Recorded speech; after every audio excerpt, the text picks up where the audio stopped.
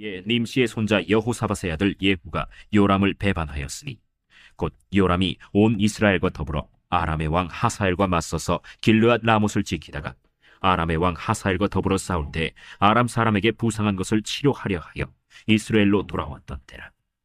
예후가 이르되 너희 뜻에 합당하거든 한 사람이라도 이 성에서 도망하여 이스라엘에 알리러 가지 못하게 하라. 예후가 병거를 타고 이스라엘로 가니 요람 왕이 거기에 누워 있었으며 유다의 왕 아하시아는 요람을 보러 내려왔더라.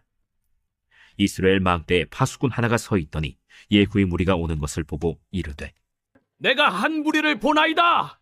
요람이 이르되 한 사람을 말에 태워 보내어 맞이하여 평안하냐 묻게 하라. 한 사람이 말을 타고 가서 만나 이르되 왕의 말씀이 평안하냐 하시도이다. 예후가 이르되 평안이 내게 상관이 있느냐? 내 뒤로 물러나라. 파수꾼이 전하여 이르되 사자가 그들에게 갔으나 돌아오지 아니하나이다. 다시 한 사람을 말에 태워 보내었더니 그들에게 가서 이르되 왕의 말씀이 평안하냐 하시도이다. 예후가 이르되 평안이 내게 상관이 있느냐? 내 뒤를 따르라. 하더라. 파수꾼이 또 전하여 이르되 그도 그들에게까지 갔으나 돌아오지 아니하고 그 병거 모는 것이 님시의 손자 예후가 모는 것 같이 미치게 모나이다. 요람이 이르되 메우라. 그의 병거를 메운지라. 이스라엘 왕 요람과 유다 왕 아하시아가 각각 그의 병거를 타고 가서 예후를 맞을세 이스라엘 사람 나봇의 토지에서 만남에 요람이 예후를 보고 이르되 예후야 평안하냐? 내 어머니 이세벨의 음행과 술수가 이렇게 많으니 어찌 평안이 있으랴? 요람이 곧 손을 돌이켜 도망하며 아하시아에게 이르되 아시아여 반역이로다. 예후가 힘을 다하여 활을 당겨 요람의 두 팔 사이를 쏘니 화살이 그의 염통을 꿰뚫고 나오매 그가 병거 가운데에 엎드러진지라. 예후가 그의 장관 빗갈에게 이르되 그 시체를 가져다가 이스라엘 사람 나봇의 밭에 던지라. 내가 기억하려니와 이전에 너와 내가 함께 타고 그의 아버지 아합을 쫓았을 때에 여호와께서 이같이 그의 일을 예언하셨느니라. 여호와께서 말씀하시기를 내가 어제 나봇의 피와 그의 아들들의 피를 분명히 보았노라. 여호와께서 또 말씀하시기를 이 토지에서 내게 갚으리라 하셨으니 그런즉 여호와의 말씀대로 그의 시체를 가져다가 이 밭에 던질지니라. 우리는 자주 이 평안한 삶이 이어지기를 바랍니다. 사람들은 누구나 참된 평안을 원하고요. 하나님은 모든 사람이 또 그토록 찾아 헤매는 평안을 주시겠다라고 말씀하셨습니다. 하지만 많은 사람들은 평안을 느끼지 못하고 불안하게 살아갑니다. 그래서 이런저런 약을 먹는 사람들도 많고요. 정신적인 불안을 경험하기도 합니다. 오히려 근심과 염려 그리고 경쟁과 갈등 속에 살아가는 모습들이 더 일반적인 것처럼 생각되기도 되죠. 우리 삶에서 하나님이 약속해 주신 평안을 제대로 누리지 못하는 이유가 과연 무엇일까요? 기름 부음 받은 예후는 왕이 되기 위한 행동을 시작합니다. 그는 즉각 전쟁 중에 다친 요람과 아하시아가 있는 곳으로 갔습니다.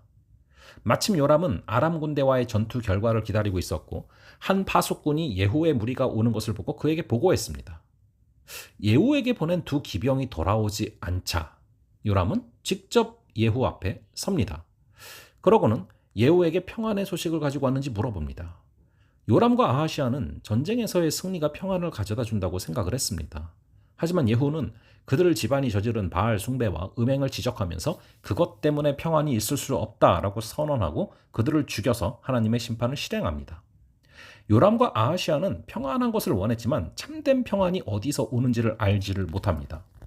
그들이 평안을 누리지 못했던 이유는 아람 군대와의 전투라는 외부적인 환경 때문이 아니라 내면 속에서 하나님께 반역하고 우상을 숭배하는 죄악 때문이었죠. 신명기 28장은 하나님을 떠난 사람들에게는 참된 평안이 없다라고 분명히 경고하고 있습니다.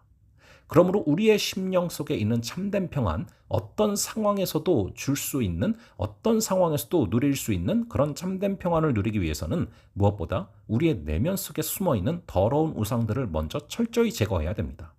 그리고 우리 마음에 빈 공간을 내어드리고 그 공간을 하나님의 말씀으로 충만하게 채워야 되는 것이죠. 하나님을 사랑하고 그분의 말씀을 즐거워하는 사람들의 심령에는 하나님께서 주시는 하늘의 평강이 그대로 부어질 줄로 믿습니다. 예후가 요람과 아하시아를 만난 장소는 절묘하게도 나봇의 밭이 있는 곳이었습니다.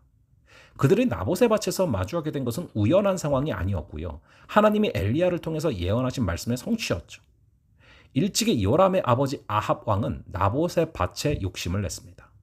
그는 그 땅을 매매해서라도 자기 소유로 만들고 싶었으나 나봇은 조상에게서 유산으로 물려받은 그 땅을 처분할 수는 없었습니다.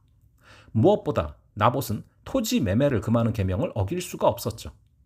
아합과 이세벨은 나봇에게 누명을 씌워 죽이고는 결국 그 밭을 빼앗았습니다. 이들의 악행을 보신 하나님은 엘리야를 통해 아합 집안의 심판을 예고하셨습니다. 나봇의 피를 핥던 개들이 같은 자리에서 아합의 피를 핥을 것이라고 말씀하시죠. 그리고 마침내 예호의 손을 들어서 나봇의 원수를 갚으신 것입니다. 하나님이 주시는 참된 평안을 누리기 위해서는 다른 사람에게 고통을 주는 죄를 지어서는 안 됩니다.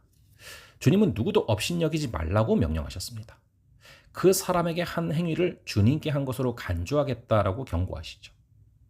하나님이 주시는 평강은 언제나 다른 사람과 화평한 관계 안에 있을 때 누릴 수 있는 복입니다. 그러므로 가능하면 모든 사람과 화평한 관계를 유지하시기 바랍니다.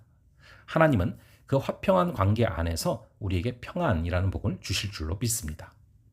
우리가 평강을 누리는 길은 하나님의 뜻에 순종하며 사람들과 화평한 관계 안에 머무는 것입니다. 하나님께 불순종하고 남에게 함부로 고통을 주는 행위를 하나님은 다 기억하십니다. 특히 사회적으로 약하고 소외된 이웃의 소유를 착취하거나 업신여기는 일이 없도록 조심하시기 바랍니다. 하나님이 그들의 고통을 신원하신다라는 사실을 잊지 말고 걸어가는 귀한 하루 되시기를 간절히 바랍니다. 잠시 기도하겠습니다. 아버지 하나님, 우리의 마음 속에 또 우리의 상황 속에 참된 평안이 올 수 없는 그 이유를 알려주시니 감사합니다. 우상 숭배의 죄악 때문에 평안이 사라지오니 아버지 우리의 심령 속에 이 우상을 제거할 수 있는 은혜를 허락하여 주시옵소서. 남에게 행한 범죄로 인하여 평안이 다가올 수 없사오니 그 범죄를 회개케 하여 주시고 주님께서 주시는 그 평안이 우리의 삶과 우리의 주변을 둘러싸는 크신 은혜를 허락하여 주시옵소서. 감사드리고 이 모든 말씀 우리 주 예수 그리스도의 이름으로 기도합니다. 아멘. 그럼 또 다음번에 뵙도록 하겠습니다.